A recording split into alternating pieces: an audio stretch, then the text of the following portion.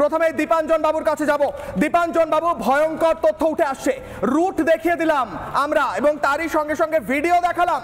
BSF কে বলা হচ্ছে BSF কে জমি দেব না, বিএসএফ কে বলা হচ্ছে বিএসএফ নাকি ভারত বিরোধী, বাংলার মানুষকে মেরে দিচ্ছে খুন করে। সেই বিএসএফ এর উপর দুবার আক্রমণ হয়েছে গত 4 দিনে। আমি প্রশ্ন করব দীপাঞ্জন বাবু, এদেরকে আপনি কি বলবেন? দেখুন, প্রথমে আমি একটা বিধিবদ্ধ সতর্কীকরণ দিয়ে দিই। আমি নিজে দীর্ঘদিন ফোর্সেস এজেন্সিতে কাজ করেও আমি বলছি, আমি কখনোই মনে করি না যে বিএসএফ একদম হোলি কাউ বা পবিত্র গাভী, তা নয়। বিএসএফই কি ব্ল্যাক শিপ নেই? আছে। কিন্তু বিএসএফকে অপমান করা বা বিএসএফ এর ইন্টিগ্রিটি বা কার্যদক্ষতা নিয়ে প্রশ্ন সেই রাজনৈতিক নেতারা যখন করেন যাদের ইন্টিগ্রিটি নিয়ে প্রচুর প্রশ্নচিহ্ন রয়েছে, যাদের ন্যাশনাল সিকিউরিটি, রাষ্ট্রীয় সুরক্ষার দায়বদ্ধতা নিয়ে প্রচুর প্রশ্ন সাধারণ মানুষ থেকে শুরু করে সবার রয়েছে, সংবাদ মাধ্যমে রয়েছে, তাদের মুখে মানায় না। হ্যাঁ, প্রথম কথা। দ্বিতীয়ত, যে এই যে রুটের গুলো আমি দেখছিলাম তোমাদের গ্রাফিক প্রেজেন্টেশন, এগুলো যদি একটা টিভি চ্যানেলের কাছে থাকে, এটা বিশ্বাস করতে হবে যে একটা রাজ্য সরকার, তার বিরাট পুলিশ বাহিনী, তার ইন্টেলিজেন্স ডিপার্টমেন্ট, তাদের কারো কাছে নেই, প্রশাসনের কাছে নেই। বাট এটা ঘটনা যে তুমি যে পয়েন্টগুলো দেখাচ্ছিলে, এই পেট্রাপোল বর্ডার দিয়ে কিন্তু কোনো অনুপ্রবেশকারী ঢুকছে না। কারণ অনুপ্রবেশকারী আর বাংলাতে বা পশ্চিমবঙ্গে বা ভারতের মাটিতে যারা বাংলাদেশ থেকে আসছে পাসপোর্ট নিয়ে, ভিসা নিয়ে, তাদের মধ্যে অনেক পার্থক্য রয়েছে। অবশ্যই অনুপ্রবেশকারীরা কিন্তু কখনোই অথরাইজ চেকপোস্ট দিয়ে তারা ঢুকছে না, গেদে বা পেট্রাপোল নয়। কারণ এই দীর্ঘ ভারত বাংলাদেশ বর্ডারের একটা বিরাট অংশ, যেটাকে জিওগ্রাফিক্যাল কারণে, টোপোগ্রাফিক্যাল কারণে সেখানে কন্টিনিউয়াস মনিটরিং করা বিএসএফ এর পক্ষে সম্ভব নয়। একটা বৃহৎ অংশতে আমরা তার কাটার বেড়া এখনো দিতে পারিনি, যে সমস্যাটা কিন্তু ভারত পাকিস্তান বর্ডারে, রাজস্থান, পাঞ্জাব বা জম্মু কাশ্মীরে নেই। জম্মু কাশ্মীরে একটু হলেও আছে, বা দীর্ঘ বর্ডার যেটা গুজরাট, রাজস্থান বা পাঞ্জাবে নেই, সেটা বাংলায় রয়েছে। এবং এই টোপোগ্রাফির যে সুবিধাটা, সেই সুবিধাটা কিন্তু অনুপ্রবেশকারীরা নিচ্ছে, এটা একটা পার্ট। দ্বিতীয় পার্ট হচ্ছে, তারা যখন ভারতবর্ষের মাটিতে ঢুকছে, বিশেষ করে পশ্চিমবঙ্গে, এটা কিন্তু অনুপ্রবেশকারী যদি শুধু পশ্চিমবঙ্গে ঢুকছে বললে ভুল হবে। আসামেও ঢুকছে, মণিপুরেও ঢুকছে, মিজোরামে ঢুকছে। ঠিক। কিন্তু মণিপুর, মিজোরামের যে ডিসঅ্যাডভান্টেজটা, কে ওখানকার মানুষ যারা ওখানকার অধিবাসী, তাদের সঙ্গে চেহারাগত, কথাবার্তা, ভাষা, বিভিন্ন ব্যাপারে প্রচুর পার্থক্য রয়েছে বাংলাদেশে অনুপ্রবেশকারীরা। এই জন্য ওরা ওখানে খুব একটা প্রেফার করে না, যে প্রেফারেন্সটা ওরা পশ্চিমবঙ্গে।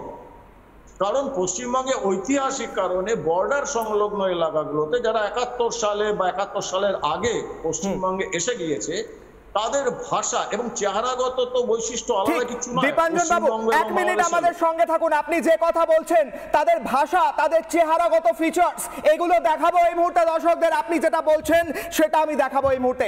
আমি যাব সেট 2 এর প্লাজমায় এবং সেখানে দেখাবো এই মুহূর্তে দাঁড়িয়ে যে ছবি উঠে এলো রিপাবলিক বাংলার মেগা স্টিং অপারেশনে। আমি যাব এই মুহূর্তে যাব রিপাবলিক বাংলার মেগা স্টিং অপারেশন এবং দেখাবো হাফিজুলের ছবি। দেখুন এই হাফিজুল কোথা থেকে এসে, দেখুন তার মুখে শুনুন। এই মুহূর্তে প্লাজমায় দেখাবো হাফিজুলের ছবি। রিপাবলিক নেটওয়ার্কের রিপাবলিক কানাডার মেগা স্টিং অপারেশন হয়েছিল, সেখানে ধরা পড়েছিল হৃদয়। ইনি হচ্ছে এনার, এই ব্যক্তির, এই মহৎ ব্যক্তির নাম হচ্ছে হৃদয় এবং এই ব্যক্তির নাম হচ্ছে হাফিজুল। দেখুন একে, এ বলছে যে আমি এসছি বাংলাদেশ থেকে, 5000 টাকা দিয়ে কাগজ বানিয়েছি। এই ব্যক্তি বলছে, মনে আছে তৃণমূলের পঞ্চায়েত নেত্রী রত্না বিশ্বাসের কথা, যে টাকা দিয়ে দিন যারা ভোটার কার্ড বানাবেন। এই দেখুন এখানে বসে আছেন জাকির দা, লিঙ্কটা ভালো করতে পারেন, জাকির দা লিঙ্ক করিয়ে দিয়েছেন। এই হাফিজুল কি বলেছে হাফিজুল শুনুন। हाफिजुल, नाम क्या है भाई आपका? मोहम्मद हाफिजुल। कहाँ से आए? बांग्लादेश का सर। झूठ बोल के आपसे कोई फायदा नहीं, हम गरीब आदमी है, पेट की वजह से है, काम करके खाते सर। बांग्लादेश में किधर? वो खुन्ना जिला। कैसे आए वहाँ से? वो हम तो लेके आते हैं ना दूसरे आदमी से, थोड़ा बहुत पैसा दे तो लेके आते सर। कितना पैसा? वो 5-6 हज़ार लेता है 1% का। हाँ। वो किसको देता है वो मालूम नहीं किसको देता नहीं देता। वो हमारे को ऐसा आपको नाइट में उठाता है, नाइट में उठा के लेके आता है। अब कैसे लेके आता है नहीं, नाइट में तो पूरा मालूम नहीं पड़ता कैसे पड़ता नहीं पड़ता सर। वेस्ट बंगाल से आपको हाँ ट्रेन में? हाँ। वो आदमी कौन है कौन सा? वहाँ से? वो तो हमारे को जानने वाला नहीं है सर। वो भी इधर का ही है, कोलकाता का ही है। आधार कार्ड भी उसका पास है, लेकिन मेरे पास हमारा कोई आधार कार्ड नहीं है सर। वोटर आईडी क्या भी नहीं सर, कुछ भी नहीं है, इधर कोनो प्रूफ नहीं है। मेरे पास हमारा कोई प्रूफ नहीं है। प्रूफ बनाने के हम आपके इधर का प्रूफ बनाएगा, आधार कार्ड बनाएगा। आप बोलेगा कनाडा बोलो, हमको तो कनाडा आता नहीं। फिर हम क्या बोलेंगे आप जिला किधर है, आपको उसका नाम क्या है, हम क्या बोलेंगे फिर उसका आधार कार्ड बना के हमारे का क्या फायदा है। के साथ कितने लोग हैं? हमारा गोडाउन में 10-12 आदमी होगा। ऐसे ही होता 10, 12, 15 ऐसे ही होता। एक एक ग्रुप में आते हैं क्या? नहीं सर, इंडिविजुअल अलग अलग अलग अलग आता है। वो अलग अलग गरीब बंद है, आपका मैं इधर पूरा- से आदमी है ना, उन लोग हमारा लोग को लेकर आता है कोलकाता। लेकिन हम लोग एक आदमी आता हो ना, एक आदमी को 20,000 देना पड़ता है। किसी से 15 भी लेता है, 6,000 भी लेता है, ऐसे ही लेता है। জবাব চাই বাংলার মানুষকে। আজ আমি প্রশ্ন করছি এবং তারা প্রশ্ন করছেন এই সরকারকে এবং যারা এই দায়িত্বে রয়েছেন যে এরা বলছেন আমরা গরিব মানুষ তাই এসেছি 5-6 হাজার টাকা দিয়ে। ভারতটা কি মামার বাড়ি? ভারতে কাজ করতে আসা কি মামার বাড়ি? এখানে এসে বাংলাদেশ থেকে অবৈধ কাগজপত্র নিয়ে কাজ করতে আসবে, মামার বাড়ি চলছে। এই হাফিজুল যখন প্রবেশ করছে বলছে কলকাতা দিয়ে ঢুকেছি 5,000 টাকা দিয়ে। এই হাফিজুলের মতো কত হাজার মানুষ। আরো একবার রুট কোথা দিয়ে এসছে হাফিজুল আরো একবার দেখাবো। দেখুন রুট, অনুপ্রবেশের ম্যাপ, ফার্স্ট রুট বরিশাল থেকে শুরু হচ্ছে কোথায় যাচ্ছে এই দেখুন, জার্নি চলছে, লাল দাগ দিয়ে চলে যাচ্ছে সোজা কোথায়? খুলনা। হাফিজুল বলল খুলনার কথা, সেই খুলনা। পরেরটা ঘোজাডাঙ্গা এবং তারপর যে রুটের কথা বলছি আমরা স্বরূপনগর, বসিরহাট বিভিন্ন অঞ্চলে প্রবেশ করছে। আমি যাব কেয়া ঘোষের কাছে এই মুহূর্তে এবং প্রশ্ন করব, ফিরবো আলোচনায়। কেয়া ঘোষের কাছে যাব। কেয়া দি, আপনাদের কাছে প্রথম কোশ্চেন আসবে যে বিএসএফ যে কথা বলা হয়ে থাকে বারবার, এটা তো বিএসএফ এর দায়িত্ব। আপনারা পারছেন না কেন্দ্রীয় সরকার এগুলো আটকাতে, তাই আপনাদের জন্য আজ এই কাজ হচ্ছে, আপনারাই দায়ী। দেখুন দীপাঞ্জন বাবু যেটা বললেন, অনুপ্রবেশকারীরা ঢোকে না পেট্রাপোল দিয়ে বা গেদে বর্ডার দিয়ে বা যেগুলো ডেজিগনেটেড স্থল সীমান্ত রয়েছে সেখান দিয়ে ঢোকে না। তারা ঢোকে ফাঁক ফোকর দিয়ে। এই ফাঁক ফোকর দিয়ে কী করে ঢুকতে পারছে না, ফাঁক ফোকরে কাঁটা তারের যে বেড়া লাগানোর জন্য যে জমিটা প্রয়োজন সেটা এই রাজ্য সরকার দিচ্ছে না। এবং এটা আজ বলে নয়, আমি কয়েকটা তথ্য দিচ্ছি। 2012 সালে তখন ইউপিএ সরকারের স্বরাষ্ট্রমন্ত্রী ছিলেন চিদাম্বরম সাহেব। তিনি বলেছিলেন যে এই পশ্চিমবঙ্গে অনুপ্রবেশকারীদের রুখতে 7টা ইন্টিগ্রেটেড চেকপোস্ট দরকার এবং তার জন্য স্বাভাবিকভাবেই জমি দরকার। এখনো পর্যন্ত মাত্র একটা ইন্টিগ্রেটেড চেকপোস্টের জন্য জমি দেওয়া হয়েছে। আমি একটু ফাস্ট ফরওয়ার্ড করে চলে আসি পরবর্তীকালে, যখন স্বরাষ্ট্রমন্ত্রী ছিলেন রাজনাথ সিং, তিনি মমতা বন্দ্যোপাধ্যায়ের কাছে জমি চেয়েছিলেন কি না ইলেকট্রিকিউটেড ফেন্স লাগাবেন, কাঁটা তার। আরো একবার দর্শকদের বলুন, জমি চাওয়া হয়েছিল মমতা বন্দ্যোপাধ্যায় থেকে কিসের জন্য? কাঁটা তারের বেড়া দেওয়ার জন্য। ভাই আমি শেষ করি, বলুন। আমি খুব পুরোটাই বুঝিয়েই বলে দেব। সেই সময় দেওয়া হয়নি, জমি দিচ্ছি দেবো করে দেওয়া হয়নি।